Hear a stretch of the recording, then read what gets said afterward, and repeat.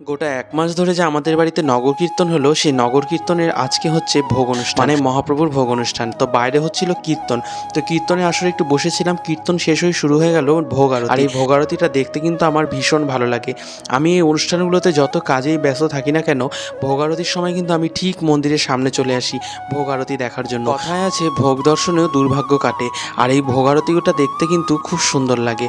আর আমাদের বাড়িতে কিন্তু সব অনুষ্ঠানেই কিন্তু ভোগ হয়। তোমরা আমার ভিডিওতে আগেও দেখেছো আমাদের বাড়ির অনুষ্ঠানগুলো, আরও অনুষ্ঠানগুলোও কিন্তু আমি তুলে ধরবো। আমাদের বাড়িতে কিন্তু এখন পরপর অনুষ্ঠান শুরু হবে। এখানে সবাই খুব সুন্দর করে নাচ করছিল, আর এখানে ছিল আমাদের বাড়ির বিগ্রহ মানে ঠাকুর। আমাদের বাড়িতে কিন্তু প্রতিষ্ঠিত লক্ষ্মীনারায়ণ, পাশে কিন্তু রয়েছে রাধাকৃষ্ণ। এখন সবাইকে প্রসাদ দিয়ে দিব। যা যা রান্না করা হয়েছিল সবটাই কিন্তু মন্দির নিয়ে চলে আসা হয়েছে। তো এখানে চারদিকে সবাই বসে গেছে। তো এখন লেগে যাব আমি কাজে, কারণ এখন আর ভিডিও করতে পারবো না। কন্টিনিউ রাত 9টা পর্যন্ত চলবে। তো যাই হোক, ভিডিওটা এখানে শেষ করছি। যদি ভালো লাগে অবশ্যই লাইক করে চ্যানেলটা সাবস্ক্রাইব করবে। দেখা হবে নেক্সট ব্লগ।